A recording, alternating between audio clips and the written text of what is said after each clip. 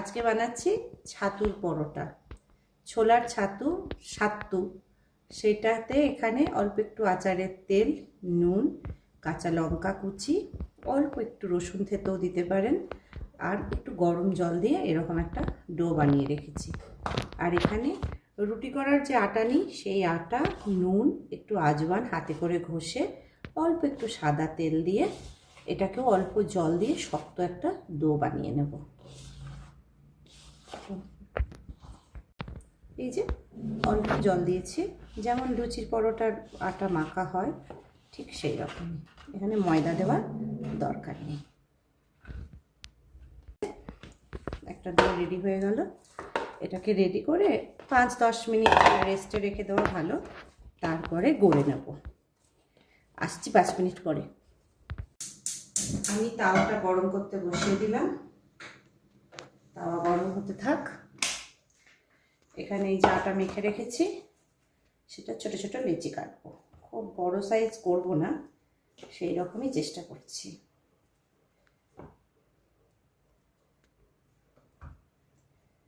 একটু অ্যাডজাস্ট করে নিচ্ছি এই চাদরের সাথে।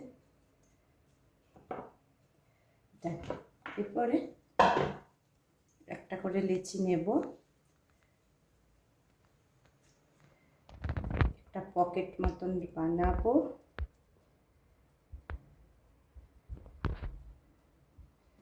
তার ভেতরে ওই ছাতুর পুর দেব।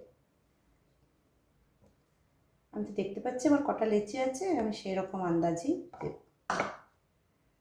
দিয়ে পকেটটাকে বন্ধ করে দেবো।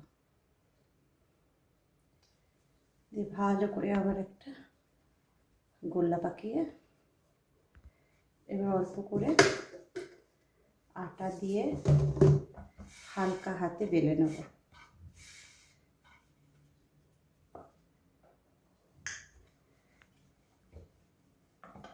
সাবধানে বেলতে হবে, নাহলে এদিক ওদিক দিয়ে বেরিয়ে যেতে পারে। অনেকটা শীতের কড়াইশুঁটির কচুরি বেলার মতো। একটু মোটাই হয় পরোটাটা, ভেতরে ছাতু থাকে তো।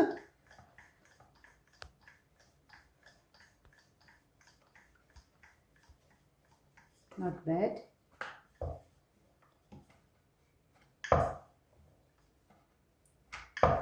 ডান। যদিও ঠিক পুরো নেই, লাস্টে একটু ভেঙে গেল, ইটস ওকে, বাড়িতেই খাবো। তাওয়াটা গরম হয়েছে, একটা দিকে একটু ভালো করে সেঁকা হোক, তারপরে বদলাবো। সেঁকে নিয়েছি, এরপরে দেব সাদা তেল। খুব বেশি তেল আমি দেব না, হালকা খোয়া খোয়া ভাজা করব। গ্যাসটা বাড়িয়ে দেবো।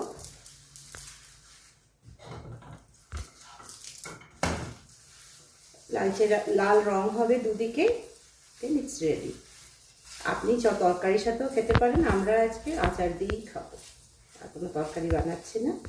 আলু ছোলার তরকারি, কাবলি চানার ঘুগনি, এসব দিয়ে খাওয়া যায়। বেগুন ভর্তা।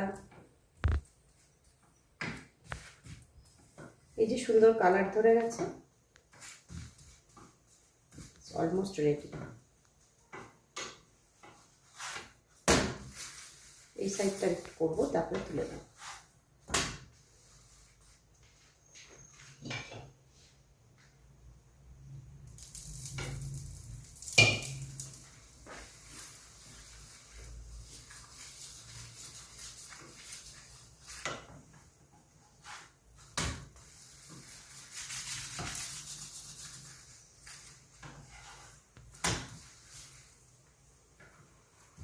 So, done.